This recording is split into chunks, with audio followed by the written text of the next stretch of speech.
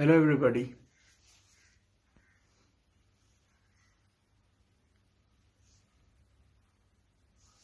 Hello Pavan. How are you Pavan?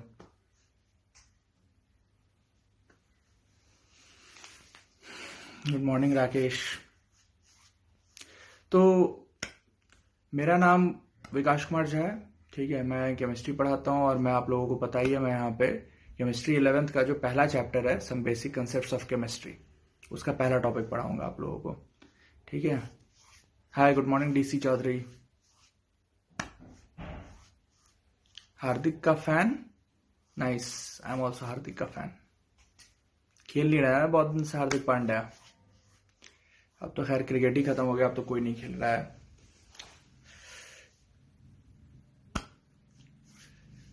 तो हम लोग शुरू करते हैं अपना केमिस्ट्री का पहला chapter some basic concepts of chemistry, उसका पहला टॉपिक।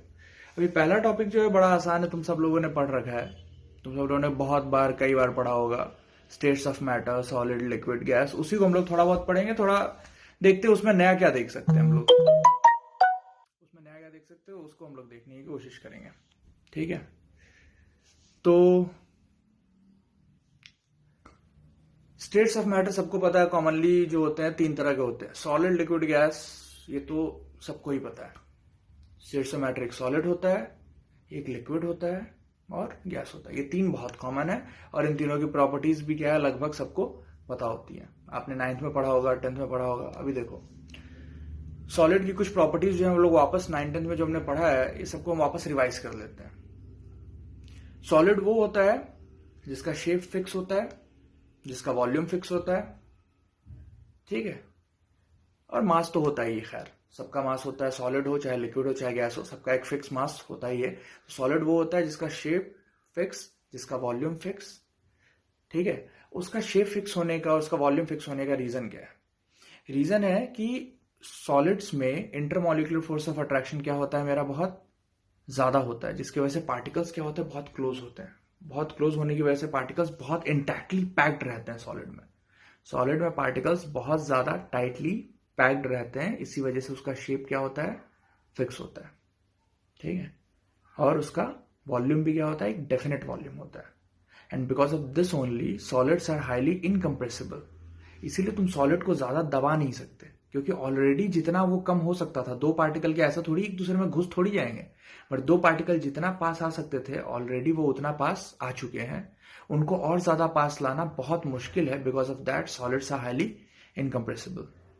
ओके। तो अगले स्टेट ऑफ मैटर की बात करें, अगर हम लिक्विड की बात करें, ठीक है, तो लिक्विड का क्या होता है, लिक्विड का एक डेफिनेट वॉल्यूम होता है, एक डेफिनेट मास तो होता ही है सबका, बट लिक्विड का शेप फिक्स नहीं होता है।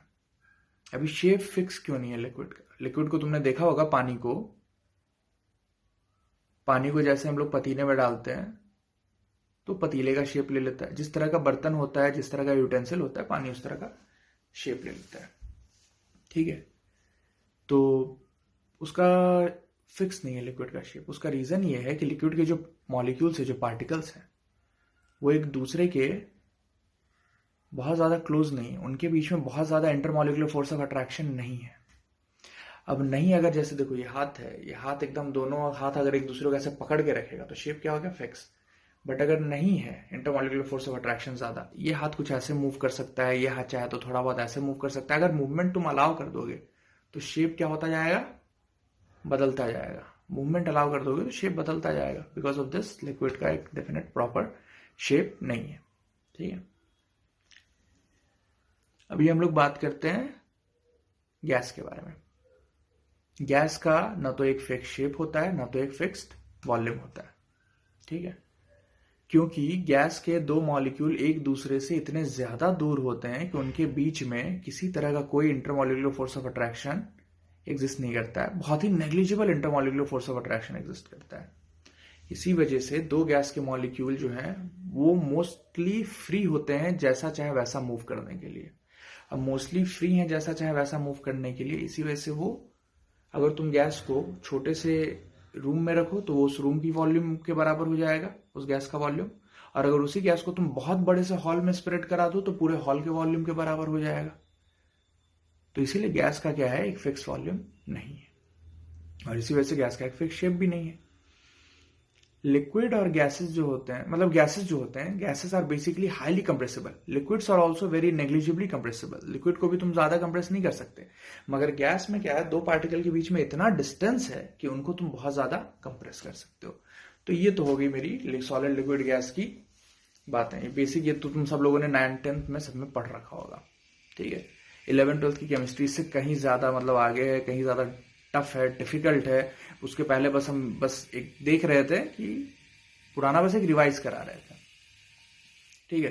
तो फिलहाल जितने लोग अभी लाइव देख रहे हैं मेरे को, उनमें से अगर कोई बताना चाहेगा इन 3 स्टेट ऑफ मैटर के अलावा, अगर कोई 2 स्टेट ऑफ मैटर अगर कोई बताएगा तो, ठीक है। इन 3 स्टेट्स ऑफ मैटर जो है सॉलिड, लिक्विड और गैस, ये बहुत कॉमन है। इनके अलावा कोई 2 स्टेट ऑफ मैटर जानना है मेरे को।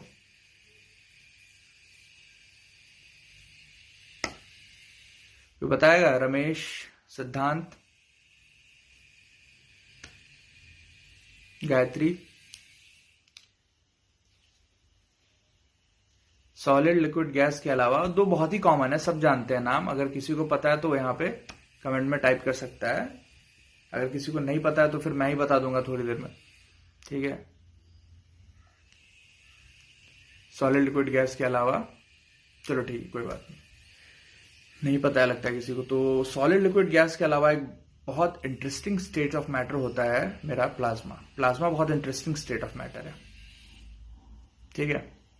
प्लाज्मा इंटरेस्टिंग क्यों है कि प्लाज्मा हम अपने डे टू डे लाइफ में अपने आसपास हम लोग बहुत ज्यादा ऑब्जर्व करते हैं, बहुत ज्यादा देखते हैं। हमारे मतलब लाइफ, जिंदगी घिरी हुई है प्लाज्मा से, फिर भी हमें प्लाज्मा पता नहीं होता है कि प्लाज्मा क्या है, ठीक है।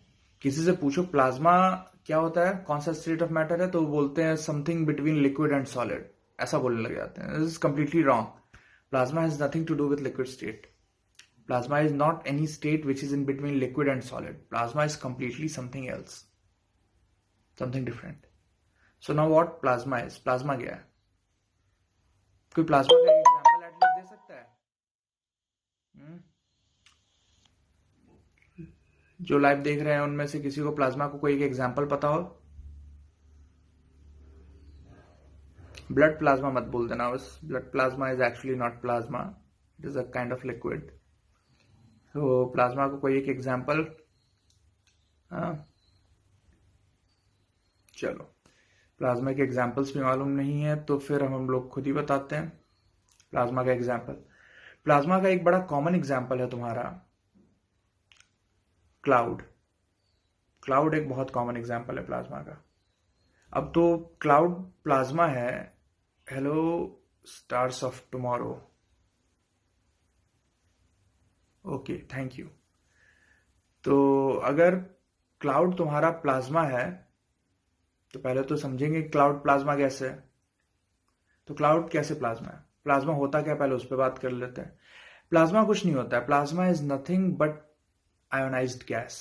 कोई भी गैस जो होती है, अगर तुम उसी गैस को क्या करो, आयोनाइज कर दो। एक गैस जो होता है, gas is made up of neutral atoms, an atom which consist of protons, neutrons and electrons. So these all three things are present inside the atom. ये तीनों चीज जो है एटम के अंदर है। इस एटम में से अगर इलेक्ट्रॉन निकाल दोगे तो मतलब माइनस चार्ज क्या हो गया, एटम में से कम हो गया। माइनस चार्ज एटम से कम हो गया तो प्लस चार्ज क्या हो गया, ज्यादा हो गया। तो हम इसको बोलेंगे क्या, ये जो रिमेनिंग चीज बचा ये क्या है, मेरा positively charge part of that atom. जो इलेक्ट्रॉन तुमने निकाल दिया that is the negatively charge part of the atom. So now a neutral atom has split into 2 entities. अब एक न्यूट्रल एटम जो तुमने लिया था वो 2 चीजों में टूट गया है। एक तो तुम्हारा ये रहा पॉजिटिवली चार्ज पार्ट और ये रहा नेगेटिवली चार्ज पार्ट। तो हम क्या बोलेंगे इस सिचुएशन को, इस फिनोमेना को हम लोग क्या बोलेंगे कि वो क्या हो गया, आयोनाइज हो गया। ठीक है, आयोनाइज हो गया। हेलो सुपरस्टार प्रियांशु, धुआं क्या होता है, धुआं किसका, तुम प्लाज्मा के एग्जांपल दे रहे हो धुआं में। धुआं को एग्जैक्टली प्लाज्मा हम लोग नहीं कह सकते प्रियांशु, क्योंकि धुआं हो सकता है कि वो गैस हो या फिर हो सकता है कि वो आयोनाइज्ड गैस हो। दोनों पॉसिबिलिटीज हैं यहाँ पे। ये देखना पड़ेगा कि धुआं किस वजह से उठा है, तब हम लोग डिसाइड करेंगे कि धुआं प्लाज्मा है कि प्लाज्मा नहीं है। ठीक है, सारे धुएं प्लाज्मा की कैटेगरी में नहीं आ सकते। ठीक है, तो हम बता रहे थे प्लाज्मा के बारे में, हम लोग बात कर रहे थे। तो आयोनाइज्ड एक एटम था, आयोनाइज हो गया एक पॉजिटिव पार्ट में और एक नेगेटिव पार्ट में। ठीक है, तो पॉजिटिव नेगेटिव पार्ट में जब एटम आयोनाइज हो जाता है तो फिर अब वो न्यूट्रल मॉलिक्यूल से कन्वर्ट हो चुका है चार्ज आयंस में। तो ऐसा गैस जिसमें न्यूट्रल मॉलिक्यूल के बजाय चार्ज आयंस एग्जिस्ट करते हो, वैसे गैस को हम लोग प्लाज्मा बोलते हैं। ठीक है, वैसा गैस हमारे लिए क्या होता है? प्लाज्मा होता है। अभी प्लाज्मा बहुत इंटरेस्टिंग चीज है। अब तुमको लगता होगा ऐसा gas day to day life में सर ने बोला कि हमारे आसपास हम लोग देखते हैं, ऑब्जर्व करते हैं, फिर भी हमें नहीं पता। तो ऐसा gas day to day life में हम लोग देखते कहाँ है सर? हम लोग देखते हैं जो क्लाउड्स हैं, क्लाउड्स इसी तरह के गैसेस का, वाटर वेपर्स का। वाटर वेपर जो गैसियस फॉर्म में जो वाटर कन्वर्ट हो गया, वो ऊपर जाता है, क्लाउड बनाता है। फिर वही क्लाउड जो है due to temperature and all ionize होता है, और दैट कंसिस्ट ऑफ आयंस। इसीलिए तो जब दो क्लाउड जो है तुम्हारे एक दूसरे के ऊपर से ऐसे पास होते हैं, तो due to friction the molecules get ionized और लाइटनिंग निकलती है, बिजली का एक बोल्ट, लाइटनिंग का एक बोल्ट नजर आता है हमें। तो क्लाउड्स जो हैं they are basically they consist of ionized gaseous molecules. तो क्लाउड क्या हो गया मेरा? प्लाज्मा। प्लाज्मा का दूसरा सबसे कॉमन एग्जांपल, ठीक है, तुम सबके घर में ट्यूबलाइट होगी, ट्यूबलाइट सबके घर में होगी, जलती भी होगी ट्यूबलाइट। ट्यूबलाइट में तुमने कभी सोचा पुरानी वाली जो ट्यूबलाइट है उसमें इतना बड़ा सा ट्यूब जो है, इतना सा बड़े से ट्यूब के अंदर क्या रहता है? ये बड़ा सा ट्यूब रहता है, इस एंड पे एक चीज कुछ लगी रहती है, इस एंड पे एक कुछ। ये बड़े से ट्यूब के अंदर क्या रहता है पुरानी वाली ट्यूबलाइट में? कोई बता सकता है बड़े से ट्यूब के अंदर क्या रहता है? सॉलिड लिक्विड की गैस। चलो बहुत इजी बात है, बड़े से ट्यूब के अंदर क्या रहता है? सॉलिड लिक्विड की गैस। Priyanshu very good. बड़े से ट्यूब के अंदर में गैस रहती है, ठीक है। अब कोई ये बता सकता है कि बड़े से ट्यूब के अंदर में जनरली कौन सी गैस रहती है? बड़े से ट्यूब के अंदर में जनरली कौन सी गैस रहती है? चलो ऑप्शन देते तुम्हें, नाइट्रोजन, हीलियम, नियॉन।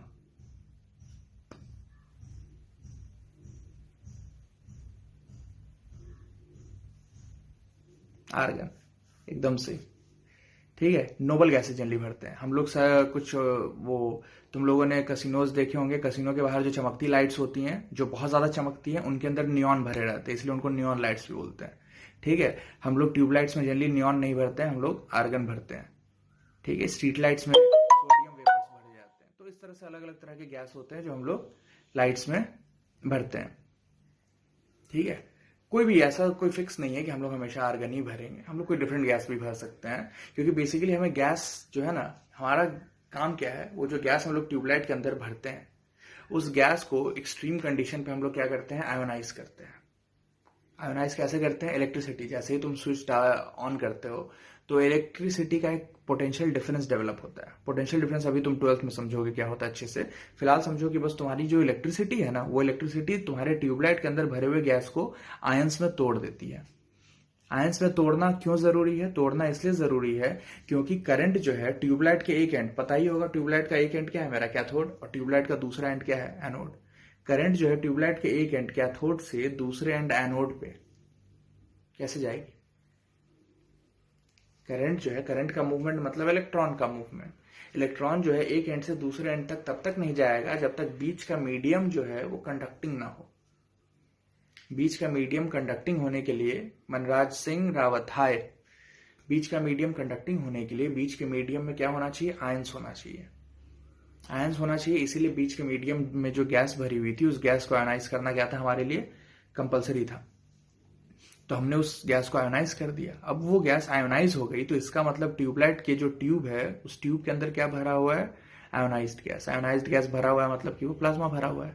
तो ट्यूबलाइट के अंदर भी हमारा क्या है? प्लाज्मा। चलो, तो एक और एग्जाम्पल हो गया। अब आग की बात करते हैं। कोई बताना चाहेगा? आग जो है, fire, the flames which you see while burning of wood, जब लकड़ियां जल रही हैं, कागज जल रहा है, कुछ भी जल रहा है, तो तुम जो फ्लेम्स देखते हो, द फ्लेम, द फायर, वो कौन सा स्टेट ऑफ मैटर है? वो सॉलिड है, वो लिक्विड है, कि वो गैस है? Flames.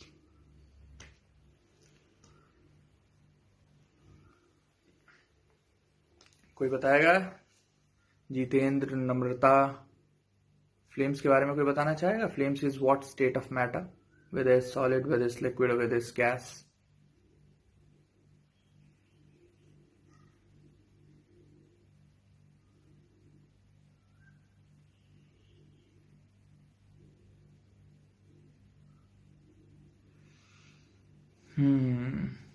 Anybody? Plasma. Priyanshu is saying flame is plasma. Priyanshu is almost like 90% correct. Flame mostly consists of plasma. The fire which we are talking about, जिस आग जिस लपट की हम लोग बात कर रहे हैं ना, वो आग और लपट में दो चीजें होती हैं. एक तो वो गैस होती है जो जलते हुए निकलती है, ठीक है. गैस जब जलते हुए निकलती है तो ही वो लपट के रूप में हमें नजर आती है, वो फ्लेम के रूप में नजर आती है. इसलिए तो कागज या लकड़ी को जलाते हैं तो फ्लेम नजर आती है. लोहे को जब कितना भी गर्म कर दो तो फ्लेम नजर नहीं आती है. कभी जो फ्लेम देखते भी हो भट्टी में, वो लोहे का नहीं बल्कि वो उस कोयले का फ्लेम रहता है, ठीक है, जिसके ऊपर लोहे को भट्टी में डाला गया है. तो फ्लेम नजर आती है because of the burning gases. उस बर्निंग गैसेस की वजह से हमें क्या होता है, हमें फ्लेम्स नजर आती हैं, ठीक है. तो फ्लेम में दो चीजें consist flame consist of two things. एक तो बर्निंग गैस और दूसरा एक प्योर एनर्जी जो उसको जला रही है, उस गैस को बर्न कर रही है, ठीक है. तो इन दो चीजों को मिल करके क्या बनता है, एक फ्लेम बनता है. इसलिए तो उस एनर्जी की वजह से ही तुम्हें क्या नजर आता है, वो बहुत ग्लो करता हुआ ब्राइट कलर का नजर आता है, ठीक है. तो flame consist of pure energy, electromagnetic wave और बर्निंग गैसेस. उतनी ज्यादा एनर्जी की वजह से वो जो गैस जो जल रहा है ना, वो गैस क्या हो जाएगा, आयोनाइज हो जाएगा. आयोनाइज हो जाएगा तो फिर प्लाज्मा कहलाएगा. तो flames consist of energy and plasma, mostly plasma. तो ठीक है, प्रियंका तो सही हो गया. अब तो हमारा चौथा स्टेट ऑफ मैटर प्लाज्मा की हमने बात कर ली. अब हम लोग बात करते हैं अपने, ठीक है, प्लाज्मा के रिगार्डिंग अगर तुम्हें कोई भी डाउट होगा या फिर कोई और एग्जांपल तुम्हें जानना होगा या फिर किसी तरह का दिमाग में कोई भी सवाल होगा अभी तक के चार, ठीक है, तो विसॉल्व पे तुम लोग अपना सवाल डाल सकते हो.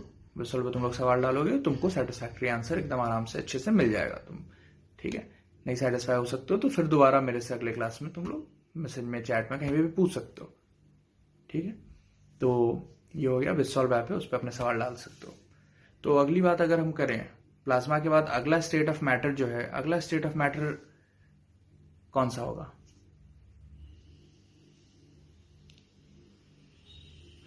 प्लाज्मा के बाद एक और स्टेट ऑफ मैटर है, बहुत कॉमन है, हम लोगों ने रिसेंटली हम लोगों ने पढ़ना शुरू किया है, मतलब पिछले 7-8 साल से स्कूल के सिलेबस में वो ऐड हुआ है,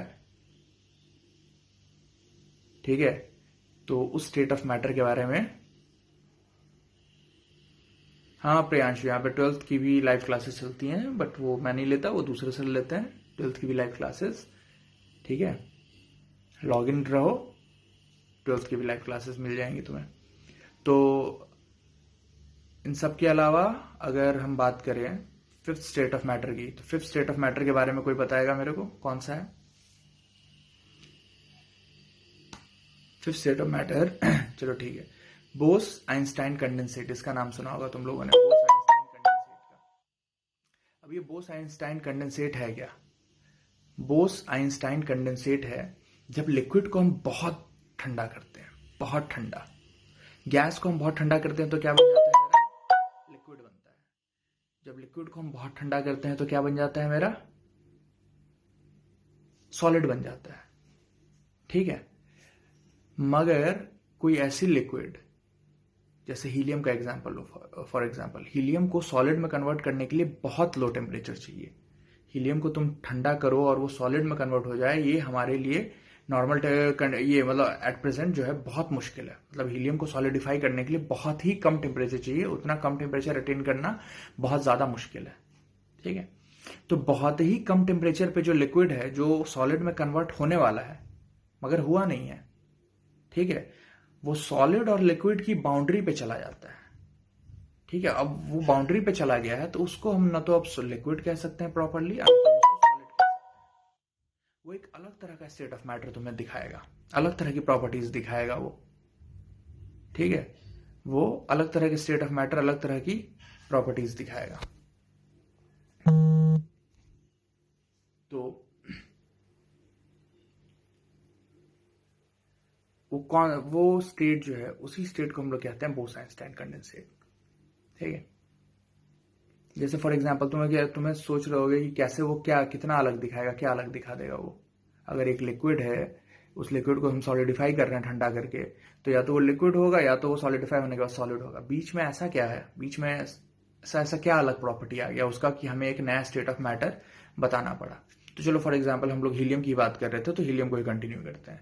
हीलियम को तुम्हें पता है कि अगर तुम लिक्विड हीलियम लो तो वो एक नॉर्मल लिक्विड के जैसा होता है, ठीक है। बट उस लिक्विड हीलियम को जब तुम सॉलिडिफाई करते जाते हो, मतलब ठंडा करते जाते हो, ठंडा करते जाते हो, ठंडा करते जाते हो, तो एक ऐसे स्टेट पे एक ऐसा हीलियम नजर आता है जिसका स्टेट तो तुम्हें दिखने में लिक्विड जैसा लगता है और उसकी प्रॉपर्टीज बहुत डिफरेंट होती हैं। बहुत डिफरेंट कैसी होती हैं? जैसे कि फॉर एग्जांपल एक ग्लास में तुमने लिक्विड हीलियम ले लिया, ये रहा ग्लास, इस ग्लास में सपोज करो ये तुमने लिक्विड हीलियम ले लिया, इसको तुमने बहुत ठंडा किया, तो ये लिक्विड हीलियम सॉलिडिफाई होने से पहले एक ऐसे स्टेट को रीच करेगा जिसमें लिक्विड हीलियम के जो ड्रॉपलेट्स होंगे वो ग्लास के वॉल पे धीरे धीरे ऐसे ऐसे चढ़ते चढ़ते ऊपर की तरफ चलेंगे। अगेंस्ट द ग्रेविटी ये ग्लास से ड्रॉपलेट्स मूव करेंगे। ऐसा लगेगा कि लिक्विड हीलियम जो है ग्लास के दीवार पे क्रॉल करके चल के बाहर निकलने की कोशिश कर रहा है, ठीक है। तो ये जो प्रॉपर्टी है, ये प्रॉपर्टी लिक्विड्स की नहीं होती है, ये प्रॉपर्टी लिक्विड्स की नहीं होती। लिक्विड कभी आज तक तुमने देखा है पानी जो है बॉटल के अंदर से खुद बाहर निकलने की कोशिश कर रहा है? अपार्ट फ्रॉम हॉरर मूवीज तुमने कभी ऐसा नहीं देखा होगा, ठीक है। तो अगर हीलियम इस तरह का कर रहा है, खुद ग्लास के वॉल पे क्रॉल करके अगर बाहर की तरफ चल रहा है, अगेंस्ट द ग्रेविटी मूव कर रहा है, तो तुम इसको लिक्विड तो अब नहीं कह सकते, तुम इसको एक डिफरेंट स्टेट ऑफ मैटर, अब तुम इसको क्या करोगे? घोषित करोगे। तो इसीलिए बोस-आइंस्टाइन कंडेंसेट हम लोगों ने लाया। इन 5 स्टेट ऑफ मैटर के अलावा भी बहुत सारे स्टेट ऑफ मैटर होते हैं, fermionic, condensate, etcetera etcetera, dark matter, ये सब होते हैं। बट वो जितने भी तुम्हारे स्टेट्स ऑफ मैटर जो हैं वो सारे थ्योरेटिकल हैं, वो प्रैक्टिकली अभी तक लैब में क्रिएट नहीं किए गए हैं। प्रैक्टिकली लैब में अभी तक वो क्रिएट नहीं किए गए।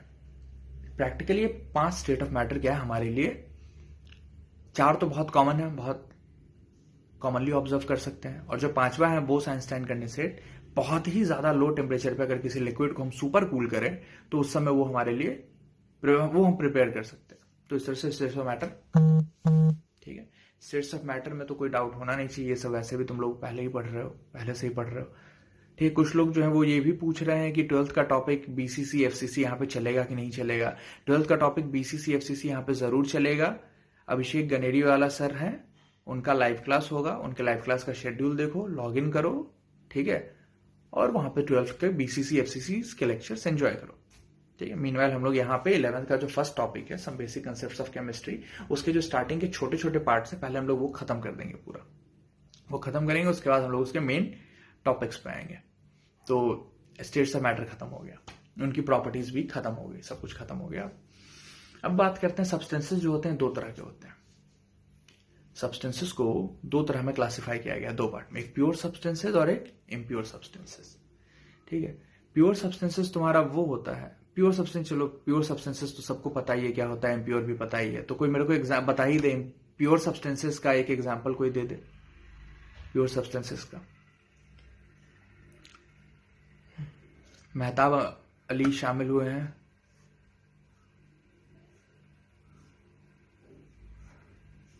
जय Kumar, Royal Khan Chauhan, pure substances का कोई एक एग्जांपल देगा मेरे को? प्योर सब्सटेंसेस,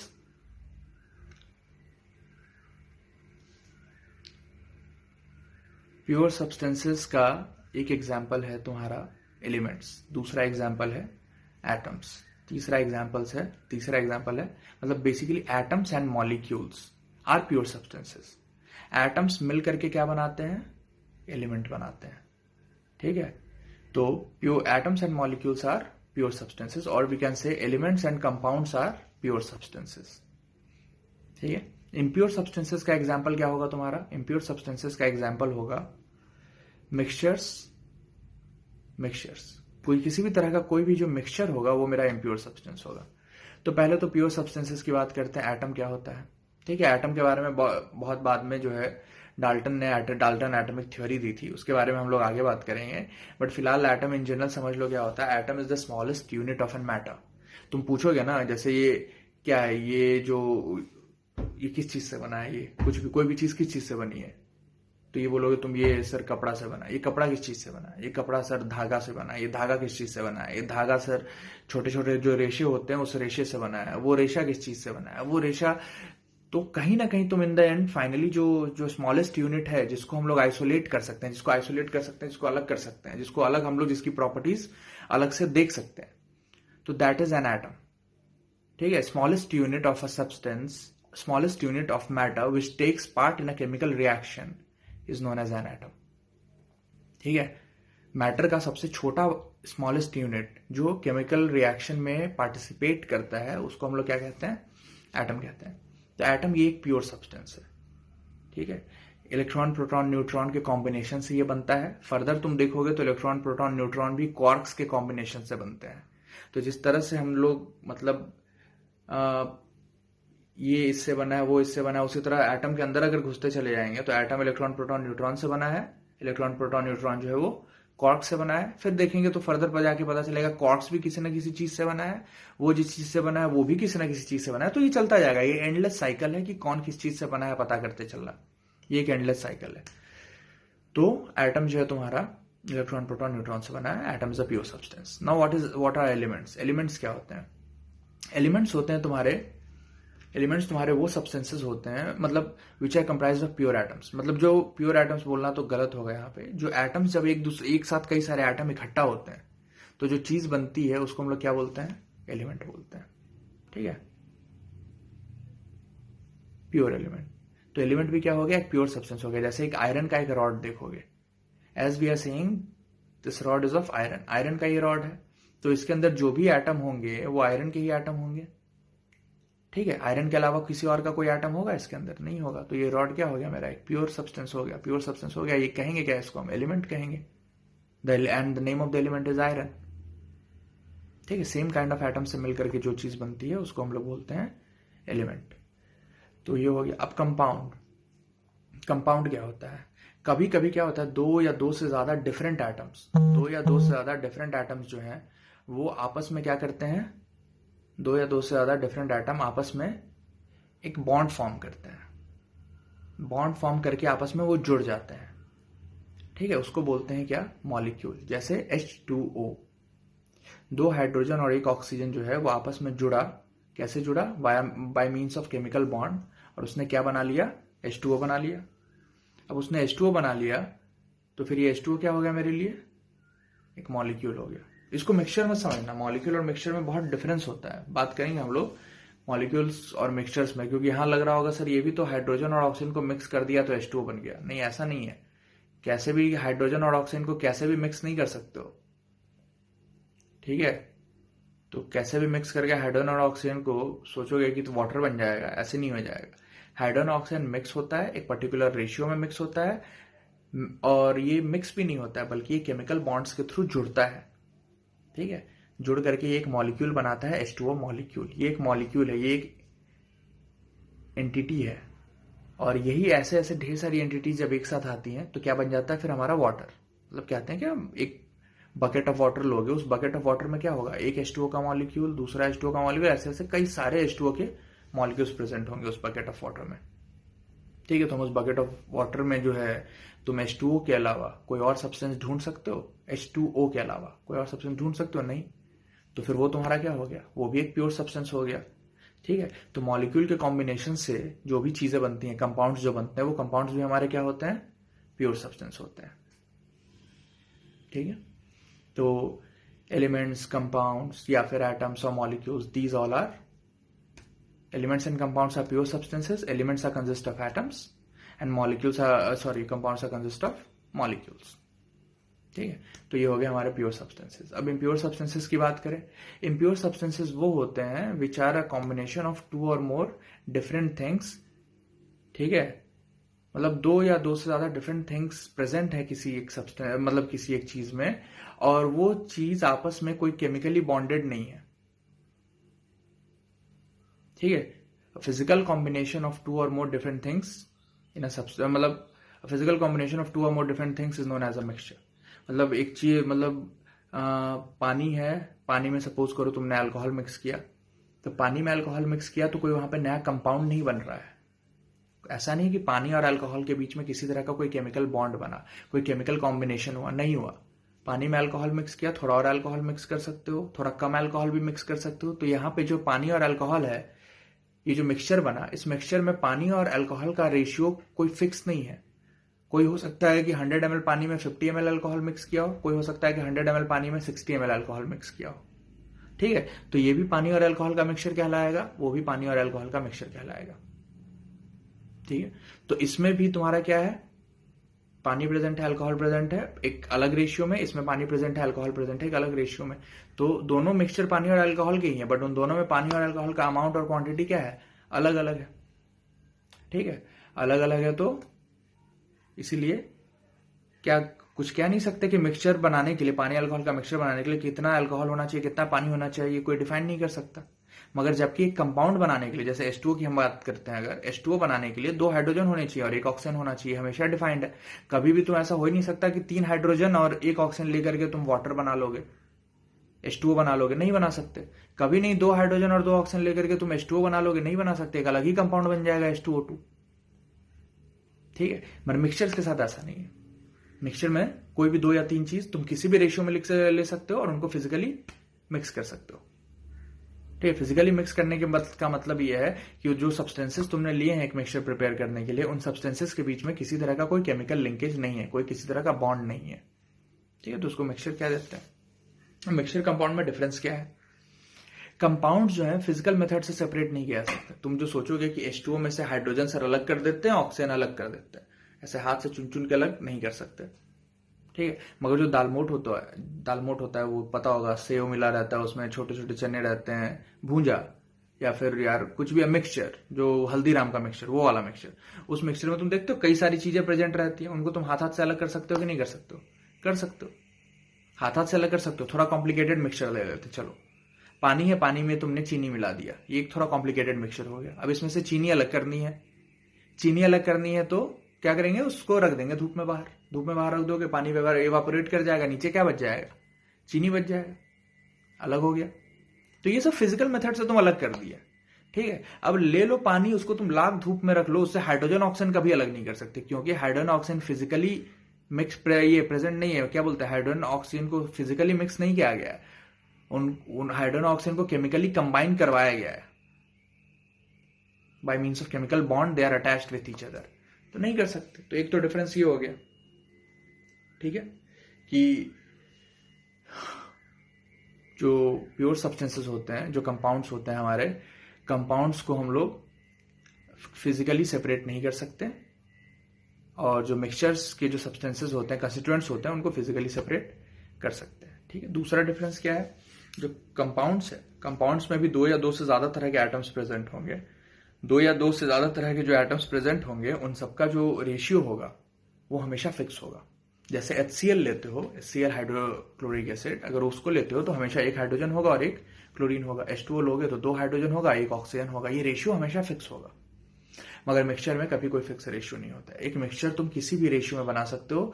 देखा होगा दूध वाले को, दूध वाला जो है हर रंग में दूध बनाता है, हर रेशियो में दूध बनाता है।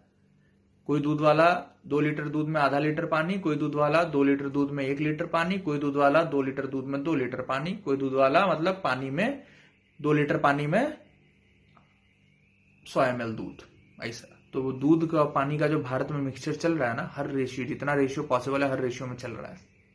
ठीक है, तो देख लिया वहां पे तुमने, किसी तरह का कोई भी रेशियो बना सकते हैं हम लोग। तो मिक्सचर के साथ ये रहा। तो ऐसे ही कुछ और कॉमन डिफरेंसेस हैं मिक्सचर्स और कंपाउंड्स के बीच में। कंपाउंड्स हमारे एकदम प्योर सब्सटेंसेस होते हैं, मिक्सचर इम्प्योर सब्सटेंसेस होते हैं। फिजिकली सेपरेट नहीं कर सकते कंपाउंड्स को, मिक्सचर्स को कर सकते हैं। कंपाउंड्स में एक फिक्स रेशियो होता है, मिक्सचर्स में एक फिक्स रेशियो नहीं होता है। कंपाउंड के जो कंस्टिट्यूएंट मॉलिक्यूल्स होते हैं, ठीक, कंपाउंड एक कंस्टिट्यूएंट मॉलिक्यूल से बनता है। वो मॉलिक्यूल जो है फर्दर तुम्हारे एटम के कॉम्बिनेशन से बनते हैं। उस मॉलिक्यूल की प्रॉपर्टी जो है उन दोनों एटम की प्रॉपर्टी से अलग होती है। जैसे H2O की बात करो, H2O बना है हाइड्रोजन और ऑक्सीजन के कॉम्बिनेशन से। ऑक्सीजन वो है जो आग को जलने में हेल्प करता है। Oxygen supports combustion. ऑक्सीजन नहीं रहेगा तो आग जलेगी नहीं। हाइड्रोजन वो है जो कंबस्टिबल है। हाइड्रोजन वो है जो खुद जल जाता है। प्रॉपर्टी देख रहे हो, हाइड्रोजन जो है वो खुद जल जाता है और ऑक्सीजन जो है वो आग को जलने में मदद करता है। मगर इन दोनों के कॉम्बिनेशन से जो H2O बना, न तो वो जलता है न तो आग को जलने में मदद करता है। तुम लोग जानते ही हो पानी का यूज किया जाता है आग बुझाने के लिए। तो H2O neither Burns nor it support combustion. तो जो कंपाउंड की जो प्रॉपर्टी होती है वो कंस्टिट्यूएंट एटम की प्रॉपर्टी से बहुत ज्यादा अलग भी हो सकती है। ऐसा कोई रूल नहीं है कि कंपाउंड की प्रॉपर्टी कंस्टिट्यूएंट एटम की प्रॉपर्टी से मैच करेगी, बिल्कुल नहीं। The property of compound can be very different from the constituent atoms. मगर मिक्सचर की बात क्या है, मिक्सचर की बात है कि मिक्सचर जो 2-3 तरह के सब्सटेंसेस से बने हुए हैं, उन सारे सब्सटेंसेस की जो प्रॉपर्टी होगी, मिक्सचर की प्रॉपर्टी भी वही होगी। अब जैसे तुमने पानी में चीनी मिला दिया, पानी की प्रॉपर्टी क्या थी? टेस्टलेस होना, कलरलेस होना। चीनी की प्रॉपर्टी क्या है? मीठा होना, स्वीट होना। पानी में चीनी मिला दोगे तो पानी अभी भी क्या है? कलरलेस है, उसकी प्रॉपर्टी पानी से मैच करती है। आप पियोगे तो तुम्हें क्या दिखेगा? तुम्हें वो मीठा दिखेगा, स्वीट है। वो प्रॉपर्टी उसकी चीनी से मैच करती है। तो मिक्सचर की प्रॉपर्टी जो है that is similar to the property of its component. ठीक है, it's a combination of the property of its component. किसी भी मिक्सचर को उठा लो, उसकी जो प्रॉपर्टी होगी basically that will be a combination of the property of its component.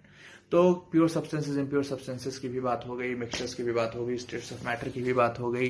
ठीक है, अब हम लोग किसकी बात करें? अब हम लोग बात करते हैं यूनिट्स की।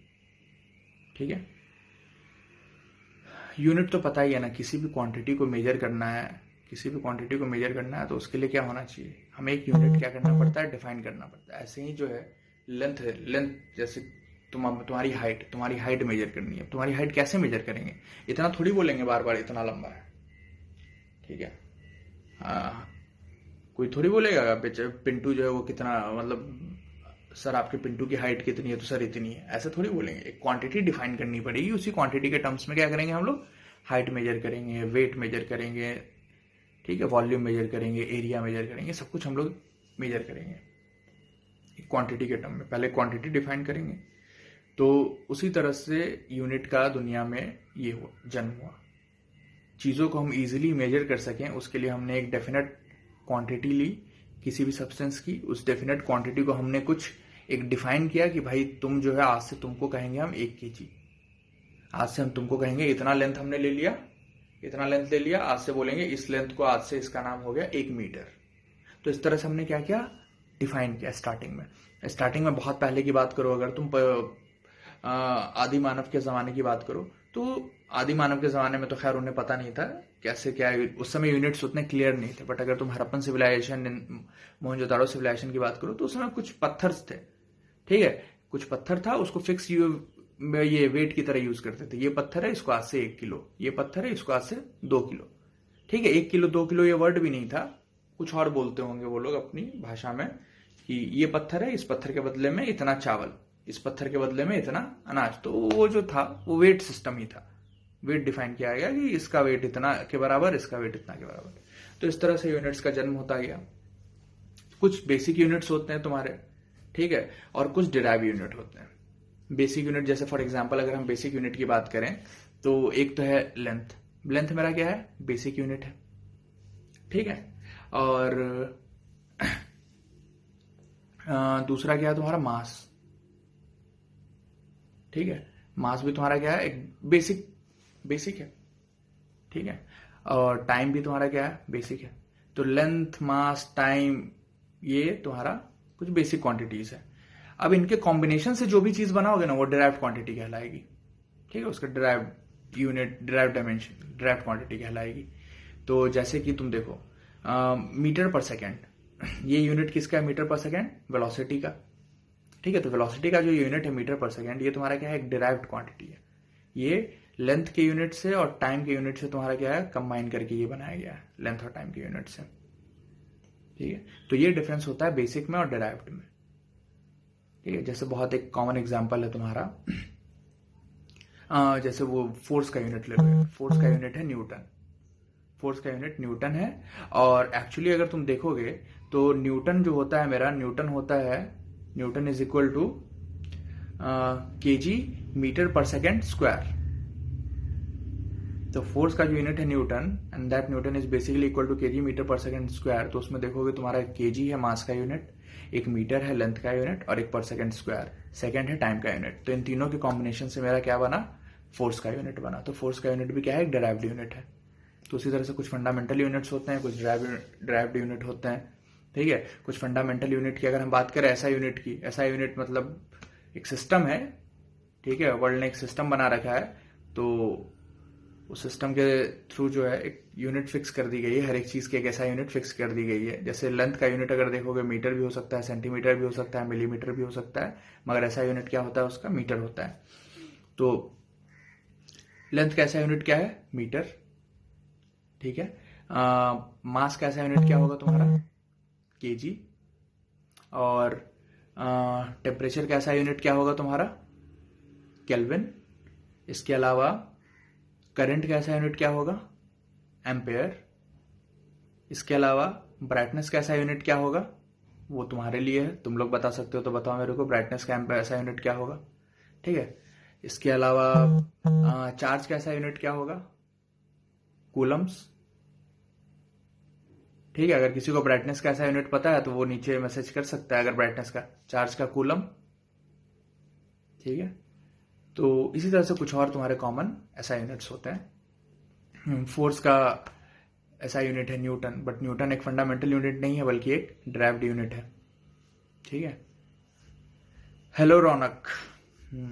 तो रौनक जी, अगर आपको पता है ब्राइटनेस का ऐसा यूनिट तो आप बताइएगा।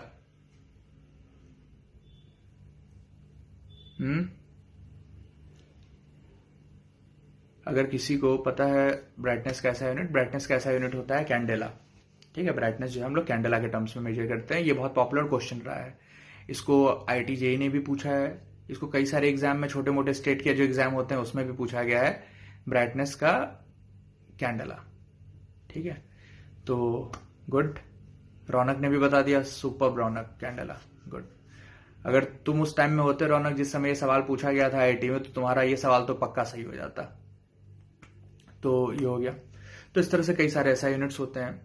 उसी तरह से एक CGS सिस्टम भी था यूनिट का, एक CGS सिस्टम भी है। CGS सिस्टम और SI सिस्टम में डिफरेंस क्या है देख लो, कुछ कॉमन है, बस उसी में डिफरेंस है।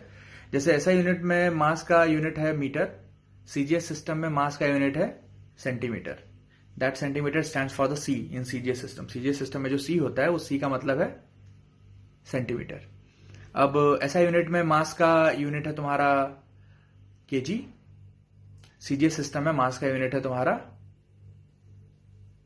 ग्राम, ठीक है। SI यूनिट में टाइम का यूनिट है तुम्हारा सेकंड, CGS सिस्टम में भी टाइम का यूनिट क्या है तुम्हारा, सेकंड है।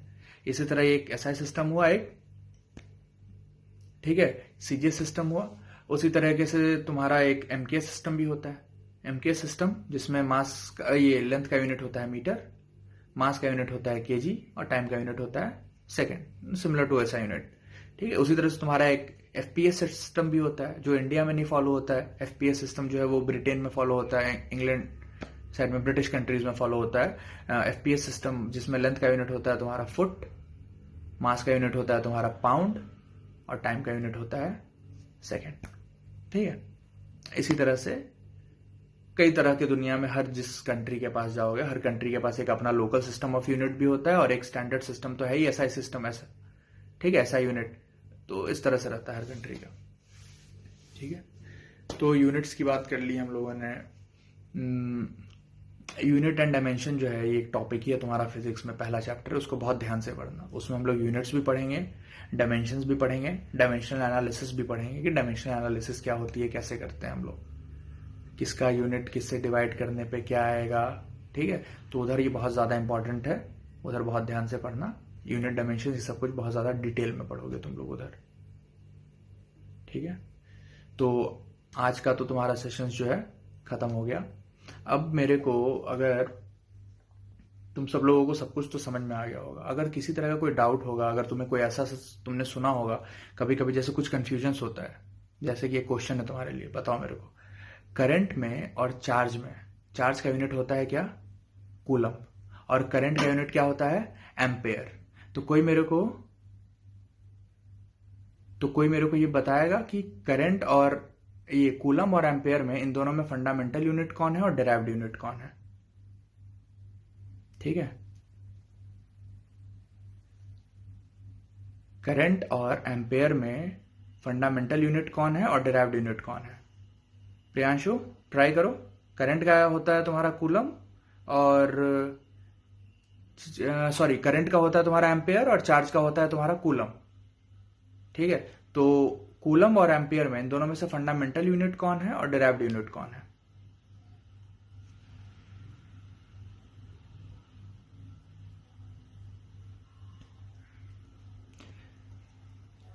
रौनक, प्रियांशु, मंडल, सरजीत, ठीक है, कोई बात नहीं। तो पता करने की कोशिश करना, अगर पता चले तो बताना ज़रूर, ठीक है। और अगर नहीं पता चले तो हम लोग फिर अगली क्लास में आएंगे। अगली क्लास में हम लोग देखेंगे कि करंट का यूनिट है एम्पेयर, और जो चार्ज का यूनिट है तुम्हारा कूलम, इन दोनों में फंडामेंटल कौन है, ठीक है। अगर इसी तरह से किसी भी तरह का कोई भी और डाउट रहे किसी और स्टेट ऑफ मैटर के बारे में, जैसे डार्क मैटर भी होते हैं, फर्मियोनिक कंडेंसेट भी होते हैं, कई सारे और तरह के कंडेंसेट होते हैं, कोई और ऐसा तुमने जो पढ़ा हो जो तुम्हें यहाँ पे नहीं मिला हो, प्रियांशु यहाँ पे तुम्हारा गलत हो गया, फंडामेंटल कूलम नहीं है, ठीक है। तो थोड़ा एक बार पता करना फंडामेंटल यूनिट, ये कंफ्यूजन रहता है, लोगों को लगता है कि करंट का चार्ज का फंडामेंटल यूनिट जो है कूलम, वही मेरा वो चार्ज का जो यूनिट है कूलम वही फंडामेंटल यूनिट है, मगर एक्चुअल में वो है नहीं। तो थोड़ा एक बार इसके बारे में पता करना कि फंडामेंटल कौन है इन दोनों में से, ठीक है। तो रौनक, तुम्हारा आंसर भी है, अंडर कंसिडरेशन है, तुमने बोला तो है, बट एक बार तुम थोड़ा पता करना कि करंट फंडामेंटल यूनिट है तो क्यों है, और अगर नहीं है तो क्यों है, पता करो। अभी मैं बताऊंगा नहीं कुछ, ये मैं बताऊंगा अगले क्लास में कौन फंडामेंटल यूनिट है और कैसे है, ठीक है, क्यों है। तो फिलहाल तो तुम्हारा काम है कि तुम्हें अगर कोई भी डाउट हो इस यूनिट से लेकर के, बेसिक बातें, ये सब बहुत छोटी बात है, तुम सबने बहुत बार पढ़ रखी है, बट फिर भी मैं बोलूंगा बहुत बार पढ़ रखी है, फिर भी जेई जो है कभी कभी बड़ा घुमा करके सवाल इन सब के अंदर से ही निकाल देता है। फिर भी अगर किसी तरह का कोई डाउट रहे, कुछ भी रहे, भले कितना भी वियर्ड लगे तुम्हें वो डाउट, अजीब लगे, खराब लगे क्या क्या पूछ रहे हैं, क्या सोच रहे हैं, फिर भी तुम लोग जो है अपने सारे डाउट्स जो है वो विसॉल्व पे डाल सकते हो, विसॉल्व ऐप पे, ठीक है। वहां पे तुम्हें उसके आंसर्स मिल जाएंगे सेटिस्फैक्ट्री, मोस्ट प्रोबेबली मैं ही आंसर कर दूंगा, ठीक है। तो कन्फ्यूजन तुम्हारे खत्म हो जाएंगे, बेसिकली हमें कन्फ्यूजन एलिमिनेट करना है, ठीक है। चलो फिर मिलते हैं नेक्स्ट क्लास में, nice meeting you guys, okay, see you later, bye.